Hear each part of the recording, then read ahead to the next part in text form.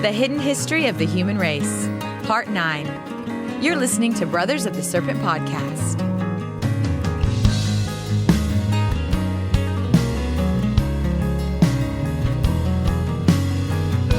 And welcome back, ladies and gentlemen, boys and girls, angels and demons and monsters and serpents, to Brothers of the Serpent Podcast, coming to you not live from the 10 by 10 by 10 tangent cube of science, nestled amongst the dusty bones of an ancient seabed high atop the Everest Plateau. It is our new podcasting day, Monday, so nothing has happened in the week yet. I was thinking about this earlier. Since we shifted days, we don't have the agricultural updates are always going to be late because they're from last week. Yeah. But yeah, nothing's really happening agriculturally speaking. We're just letting everything Cutting go. grass. Yeah, and cutting lots and lots and lots of grass. Well, we did do some hedging on the vines, but Yeah. they get so overgrown that you can no longer drive a machine between the 8-foot rows. That's right. And we have to be able to drive machines between the 8-foot rows, so we cut back the overgrowth. It grows all the way down and starts touching the ground, and yeah, so got that done. Yep. That's right. I did see that there was a lot of Hedged them trimming. back, and it looks nice. And I've been orderly. basically mowing. Yeah, for weeks. Yeah, it's not you. Once you finish, you start over. That's right. Or change machines and start with that one because, you know. But yeah, it's the place is beautiful. Everything's green. Fruit's coming out. We've got plums and peaches, and it's amazing. And then the garden, of course, which Kyle and I don't really have. We're not really a part of the garden. It's other people that work out there. Raul and his family are handling the garden, and they're just, I mean, it's amazing. Yeah, it's fantastic. Vegetables and flowers. What are those flowers they're growing? I can't remember. I don't know. They're beautiful. I put some pictures of them on Instagram and in the Discord. But yeah. And the wine is stable. Just I was actually thinking at the end of last week that we needed to do the tests again and check. Yeah. And so maybe we'll do that this week. Where we do the titration tests and check to make sure everything's good. Okay, so some of them are chrysanthemums. Chrysanthemums. For sure. Yeah. It might be all of them. I don't know. There's a bunch of different colors, and I'm looking on the Google images right now, and yeah, there's just tons of different colors of these. So they're beautiful. Yep. And bees are doing great, expanding. The hives I'm looking at least 2 of the hives. I'm thinking I need to add more boxes onto, either supers, which would be the smaller ones where there's a queen excluder. And that's just to make sure that the bees can crawl through the screen and use it to store honey and pollen. But the queen can't get up there to plant eggs. So this is really cool. It's just a method of you have a large box for the main hive where she can plant all of her eggs, and they store honey and pollen in there as well, obviously. But if you stack a super on top of that, you put a screen that's very specifically sized. The apertures through it are very specifically sized, so normal bees can crawl through it, but the queen is a little bit too big. And that means that the bees will basically only put honey in the area in the super, and then you can use that to harvest honey, which we haven't really done yet of these hives. Yeah. But these 4 hives we have are doing really well, and we have a lot more flowers this year, I think. So they're going crazy, and I just have been swapping out parts, winter parts for summer parts, and just paying attention to what they're doing, and they all seem to be expanding and doing great. So that's the bee update. And I'm looking forward to trying out some of the honey. Just want to give it a little taste. Yeah, and I got the hillside vineyard is awesome. It's coming along. They're all growing up. All the babies coming up through the vine shelters. And I just installed a backflow preventer with an air gap. Yep. And a filter and an injection station all at the new pond so that I can inject. For example, one of the things we inject is it's an insecticide to prevent a specific moth from feeding on the nectar in the vines or the sap of the vines because they spread a disease that is fatal to the grapes. And so when you put that type of chemical you're injecting the chemical into the irrigation, and the irrigation is pulling from either a well or, whatever your water source, like for this one, it's a pond, groundwater. You don't want a mistake or an accident to allow the water to flow back into the source. Yeah. Right, with whatever you're putting, even if it was just nitrogen or something, because we did inject nitrogen on some of the vines to fertilize them. It's a really easy way to fertilize. It mixes into the water line and then just drips down next to each plant. So the backflow preventer is like it's got 2 check valves in line, and then it has a third device in between the 2 check valves that it's weird. It closes when the water is on and allows the water to flow across the system.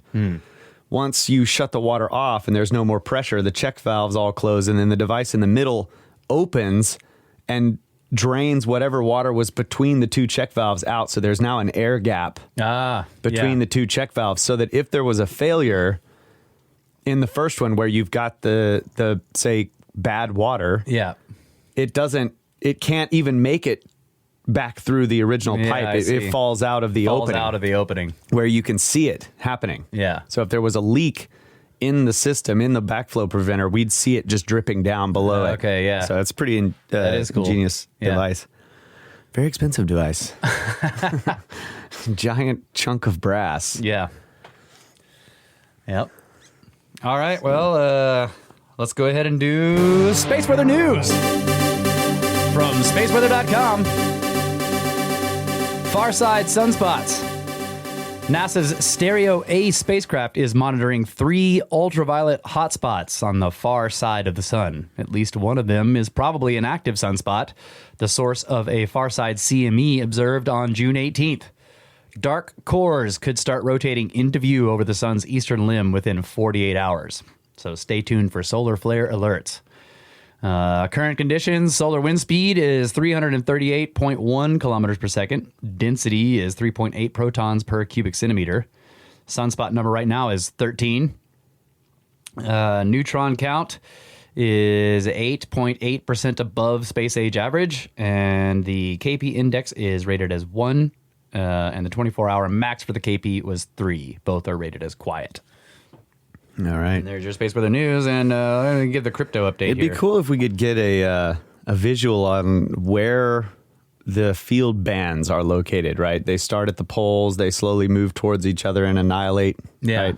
Last week, I think the story was we could be, we're going to see this annihilation, termination event. Yeah.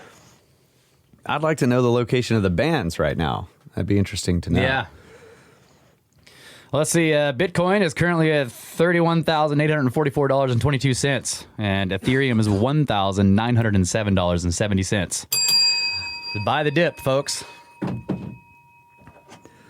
right, I have a story from ScienceDaily.com. Let's see. Source: New York University. And the headline is, "The Earth has a pulse, a 27.5 million year cycle of geological activity," researchers say. Did you see this? I saw it, yeah. Yeah, so geological activity on Earth appears to follow a 27.5 million year cycle, giving the planet a pulse, according to a new study published in the journal Geoscience Frontiers. Many geologists believe that geological events are random over time, but our study provides statistical evidence for a common cycle, suggesting that these geologic events are correlated and not random, said Michael Rampino, a geologist and professor in New York University's Department of Biology, as well as the study's lead author. Over the past 5 decades, researchers have proposed cycles of major geological events, including volcanic activity and mass extinctions on land and sea, ranging from roughly 26 to 36 million years.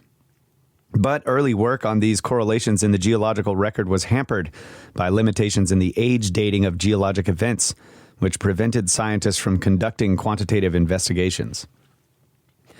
However, there have been significant improvements in radioisotopic dating techniques and changes in the geologic timescale, leading to new data on the timing of past events.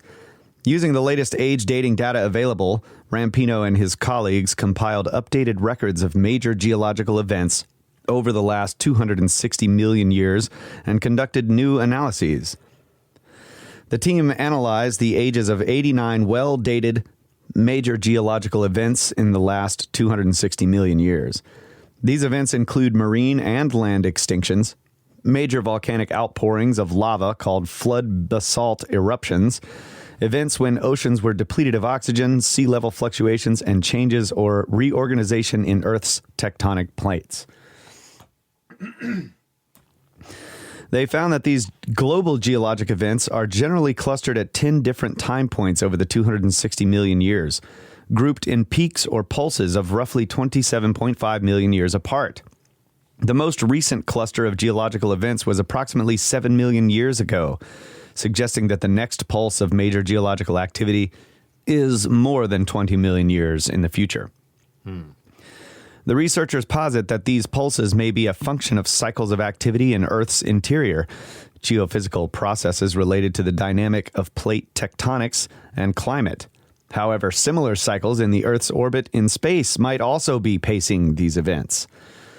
Whatever the origins of these cyclical episodes, our findings support the case for a largely periodic, coordinated, and intermittently catastrophic geologic record, which is a departure from the views held by many geologists, explained Rampino. In addition to Rampino, study authors include Yuhong Zhu of NYU's Center for Data Science and Ken Caldeira of the Carnegie Institute for Science. So I thought that was interesting, right? Yeah. This is turning of the tides, perhaps. Maybe the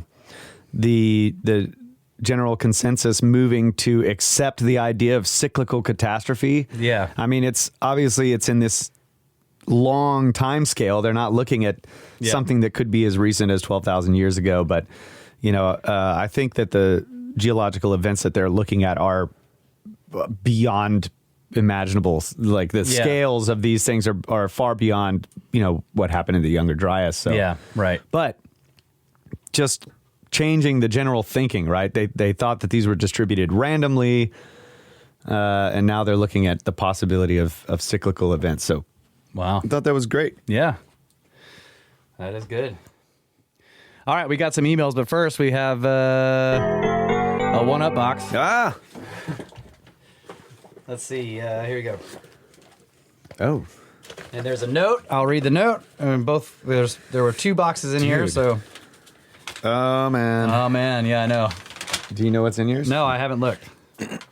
So the note says, snakes! I just wanted to say I love the podcast. I didn't have a favorite until I found you guys.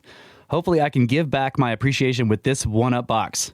You guys spend a lot of time making good content, so I spent a lot of time making these for you. Oh.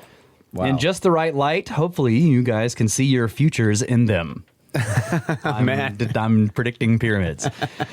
I do this kind of work on the side as I am a caterpillar mechanic by trade. Hey, buddy. When you guys talk about moving heavy things, I always think about lifting a D10 dozer and what it takes for me to lift it off the ground. Impossiblocks, right? Yeah. Keep up the great work, and the next time you guys go to Colorado with Randall, I want to be there. From Chris Buss. Snakes! Awesome. And yeah, okay, he sent us some business cards. Business card says Buss Engraving and Flintlock. Engraver and gun builder. Oh, man. Chris Buss. All right, so it's a knife. Yeah, it's some kind of knife. Some kind of knife. Dude. Oh, yes. Oh, wow. So awesome. Yeah. Yeah, it's like a stainless steel lockback serrated pocket knife with a little side clip, and it's got Brothers of the Serpent logo engraved on it with a very detailed shaded image of the three Great Pyramids of Giza. Oh, okay. Well, this one has this one looks like it's that's got to be in Mexico. Let me see. That one looks like the Teotihuacan. Oh yeah, that's for sure. Yeah. Yeah. Yep. Beautiful. Thank you, man. Straight to pyramids. Straight to pyramids. Dude, these are awesome. Thank you. Yeah. Now, I like the logo is like the scarab beetle. Yeah. Man, this is really cool. If only I'd have had this to be able to open the box. Yeah. Future boxes beware. Man, thank you so much, Chris. It's awesome.